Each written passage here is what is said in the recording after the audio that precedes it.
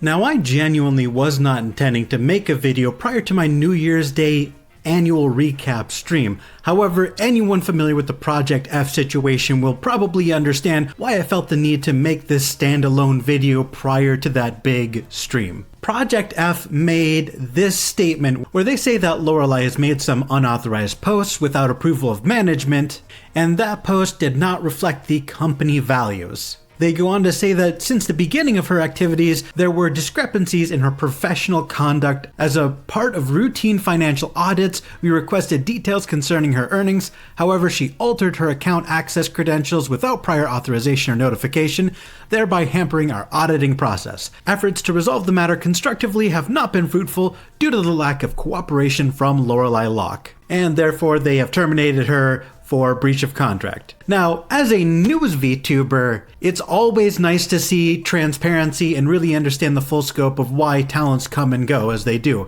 However, this felt very harsh and kind of felt like they were kind of throwing Lorelai under the bus and kind of slandering their name. Like, don't get me wrong, I do want to know what's going on and why people come and go, but I feel like you could have just said terminated due to breach of contract and left it at that.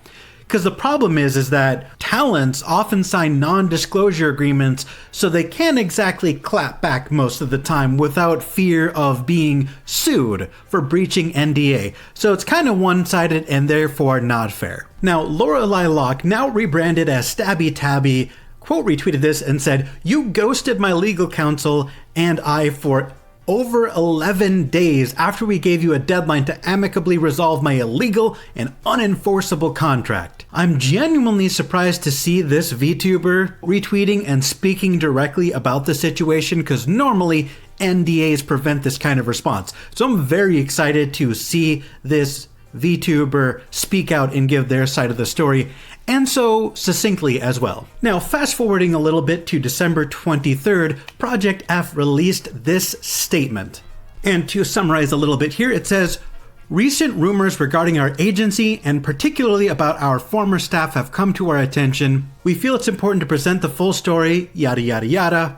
Let's get down to the actual details and get rid of all this fluff." So according to Project F, the chronology of events is: the individual in question was responsible for booking and managing asset production for our new talents. They repeatedly missed deadlines, attributing their tardiness to the demands of opening a new flower shop, despite already having full-time commitments to our company. There were instances of former staff being uncontactable for 1 to 2 week stretches. In response, we conducted an employee evaluation and communicated concerns about their performance. Rather than dismissal, we hired additional support to assist with their workload. Soon after, the employee submitted their resignation. And then, although the previous one said the individual in question for some reason, this one actually specifically names the talent Solus Ataraxia. Forgive me if I'm mispronouncing that. I have no idea how to pronounce that. But they say Solus encountered difficulties maintaining her streaming schedule and engaging with her peers. Her manager suggested a hiatus to help Solus recalibrate and refocus. Early into her hiatus, Solus communicated her wish to resign from the company, a decision that we accepted. They say they agreed upon 2 final streams, which she did not have the chance to execute due to her contract breach. Upon request for an extended break, the management team agreed and determined to announce a broken back as the official reason for her hiatus to the public, as Solus had consented to. Solus had broken her contract for leaking her own reasons regarding her own hiatus, despite asking for it in the first place before her own graduation stream. And this is just where I want to interject, because this seems really unusual. First of all, it's extremely strange to make up a reason for going on hiatus when it sounds like they already had a valid one. "We'd like you to use an excuse like you broke your back and can't sit up for now." And Solus replied with, "I have a valid excuse of my eyesight going shitty and can't stay in front of screens for a long time." Which, it's extremely weird to need a bullshit cover story when the actual story is perfectly valid. I did go through Solus's Twitter, and it looks like she did go along with the broken back bullshit cover story, and I don't have a record of her divulging her own reason for taking a break. But even if she did, needing to rest her eyes is also a valid reason for a hiatus. This whole cover story just rubs me the wrong way and seems entirely unnecessary. Kawa Kamikuwa. Man, that took like 7 takes to pronounce. Graduation from our agency. Kuwa's cooperation was exemplary until her final phase with us, where she abruptly disappeared for 2 days without notification. Upon returning, she notified the agency that she had mental health challenges due to her personal circumstances and suddenly announced that she had assumed a new full-time role. They offered her a 1-week break, which she accepted, and they also suggested a parallel pursuit of both career paths. She then absented herself for an extra 3 days, totaling 2 weeks with no prior notice. After returning, she declined our suggestion of parallel pursuit and notified us that her other career path had left her with no time at all to stream, followed by her abrupt exit from the agency's Discord group without any clarification. Now, all of that seems pretty understandable. I mean, obviously the talent could have been a bit more communicative, but this seems like a pretty valid reason to leave. You just don't have time to manage both careers. That's totally understandable. What's bizarre to me, though, is this little end segment here where they say they decided to protect her upcoming career and publicize her departure as due to depression? Why would you need a cover story of depression when the real reason is that she just has another job?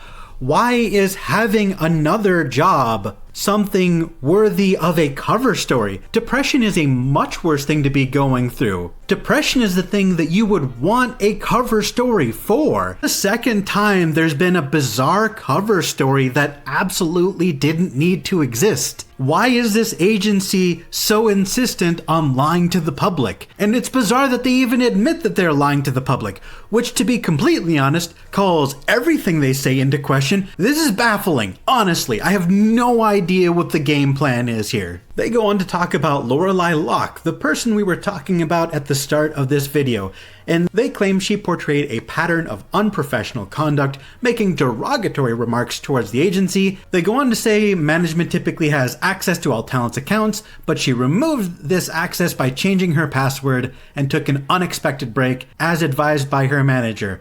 And that sentence doesn't make any sense. She took an unexpected break as advised by her manager. Well, if it was advised by her manager, how was that an unexpected break? I don't know. None of this makes any sense. 2 days later, Lorelai returned with her lawyer and refused to communicate except through our legal team. She claimed there was an issue with her contract. Seeing as this is a small corpo, and this is more than likely their first time trying to manage a company of this style, it's more than plausible that there are issues with the contract that need to be renegotiated. Were they inherently predatory or just poor writing? Who knows? But I just really wanted to weigh in there. They go on to say our agency then communicated the situation to our lawyers, who notified us to provide clarification on the alleged contract flaw that Lorelai did not want to disclose. Now, the next few points are about some back and forth where they're trying to get in touch with each other, but Lorelai only wants to speak to lawyers and time zone issues, etc., etc.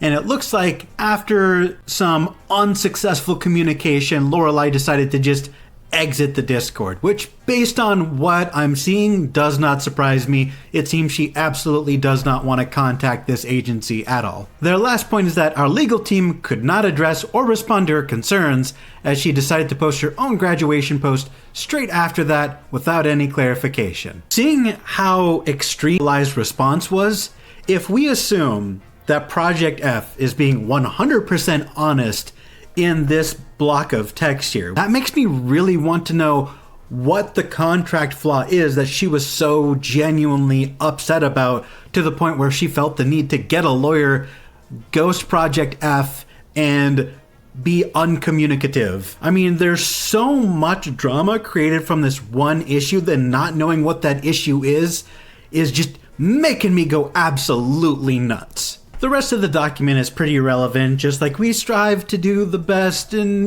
peace and love. We try to do everything amicably. We're in the right, they're in the wrong, blah, blah, blah, blah, blah, blah, blah. It's all irrelevant to the situation. And I do want to highlight this comment in the replies because it highlights something that I didn't know how to phrase myself, and that's the only one showing unprofessional behavior in the fourth case, which is Lorelai's case, is you, refusing to provide information requested by the talent's legal counsel and trying to talk to her out of working with a lawyer. Which, yeah, She made it clear she's not going to talk to you outside of her lawyer, and it sounds like you just kept trying to talk to her directly instead of just contacting her lawyer. Because once somebody lawyers up and refuses to talk to you, there's not much you can do, and trying to chase them down is a complete waste of time. And this brings us to yesterday, December 28th, where we finally get a resolution to this situation. They go on and on about heartfelt apologies and misstep and ill intent, yada yada, but let's focus in here on this bold text.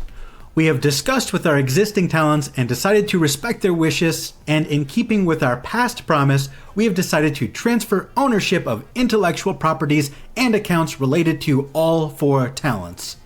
So there you have it. That is the resolution. Everybody is gone, but everybody is keeping their IP, which is an unexpected positive. So this is the latest VTuber agency to be left with no talents this year, alongside KOMeta and Akio Air. And I gotta say, guys, this is becoming a pattern.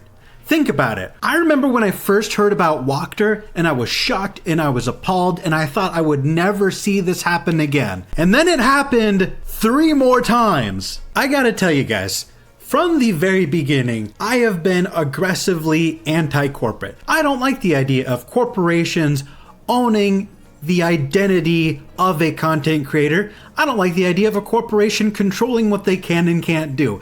It makes me feel gross. I don't like it inherently. Being these small corporations that just seem to rapidly explode, it really just confirms my pre-existing bias that maybe VTubers are better off being an indie. Now that is everything I had to say about Project F, and I definitely want to hear everybody's comments about that situation in the comment section down below.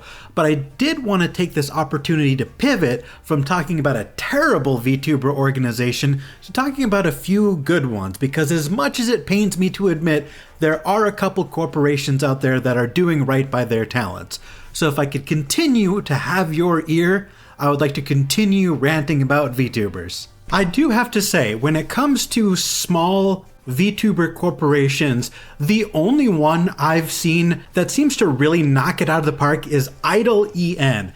And I feel confident that this company is managed properly, specifically because of the content made by Rin Penrose. We constantly see Rin make YouTube shorts where she talks about management, makes fun of them, talks about the back and forth they have, and even makes fun with videos like, "Don't let my manager see this video," or "What really happens in VTuber agencies," or this one over here, "Exposing VTuber agencies." She makes a lot of content that revolves around her life at this company, and oftentimes the punchline is she is a menace and her managers are saints and extremely patient. And that's the way it should be. The VTuber's job is to be a menace to society, and I'm relatively confident that even though Rin making these types of videos is definitely just for a bit, I genuinely believe they wouldn't be able to make this type of content and wouldn't want to make this type of content if they didn't genuinely have good managers that made them feel comfortable enough to genuinely make fun of them all the time. Now, in the case of Phase Connect, as far as I'm aware, talents don't really talk about management all that often, at least not to the extent that Rin does. But just judging by the content that creators like Pipkin Pippa are able to get away with, implies that management is very, very lax. Not a lot of VTuber management teams would be okay with their talent making grand wizard references, which for those who don't know is a reference to the KKK, or doing streams about body cam arrests, or of course, the most famous clip of all. I'm gonna fucking shoot up a Walmart! In Minecraft. In Minecraft, guys, I swear, only in Minecraft. I mean, we know from Nijisanji canning Zion Lanza that most VTuber corporations shy away from talents making edgy jokes like that. If Pipkin worked for Nijisanji, she would have been gone the first week, I promise you. So just the very fact that she's able to get away with edgier content proves that management is probably pretty alright. And it's just so genuinely frustrating to me that we do have examples of agencies being good to their talents, not imposing crazy creative restrictions. But for one reason or another, for some reason, so many agencies, most agencies actually, just get it completely wrong. And because I have your attention and I'm still genuinely mad about it, here's Matara-kan, formerly Nina Kosaka of Nijisanji EN, talking about her experience with VShojo as opposed to Nijisanji. I have a few projects that I recommended to VShojo to put on the main channel, but it was just so surprising to me that, you know, my manager's like, how can I help? You need me to hire somebody, you need artists, you need like a background person, like what do you need? How is this gonna go? Do you need editing? Do you need music? And I told her I'm not used to that, but I was just so like, what do you mean? So that's her experience at VShojo, and you can see she's blown away by just basic management. And we know for a fact that Nijisanji management isn't the best. For example, Selen released a cover song and management immediately privated it. You would think that if there was a genuine reason that she wasn't allowed to post the song, management would have, you know, told her, rather than just randomly privating the video after it had already gone up. Even if there was a valid reason for privating the video, it's their fault for not being communicative. This is on the heels of management interfering with her art contest, her tournament. There are just so many times where Selen tries to do something fun and creative with her community, and management actively gets in the way. So it really is no surprise that Matara-kan is shocked to have management that actually supports them, because Nijisanji gets in their talent's way. And the last thing that I want to talk about, which is completely unrelated to everything else I've been talking about in this video, unfortunately, Selen has been hospitalized after an accident and will be staying there for a few days to recover. I'm sure getting into an accident is terrifying, and seeing as she's been hospitalized, I'm sure she's not having the best time right now, and I genuinely hope she gets better. Selen puts in so much work and is such a great content creator, and for something like this to happen to her, it's just genuinely terrible, and I wish nothing but the best for her, and I wish her a speedy recovery. And I know I'm making another tangent here, but I just wanted to talk about something that I saw in the comments, and that is the fact that fellow newstuber Khyo simply posted "get well soon" and for some reason got swamped with hate. Came here to get another scoop, gotta twist it to negative content for views, lol. Drama whore. Get the fuck out of here. Like, I know this video isn't about Khyo at all, but just holy shit. Man's getting hate left, right, and center. Anyway, completely unrelated to the video, I just wanted to point out that that was super unfair and super out of left field. And I'm gonna log off the video because I just realized I've been recording for 59 minutes and this is gonna be a bitch to edit, and if I don't end the video, I'm never gonna shut up or stop talking. I have so many things that I want to talk about, but I gotta save it for the New Year's Day stream. Check in New Year's Day, 12 o'clock noon, Central Standard Time. Bye guys!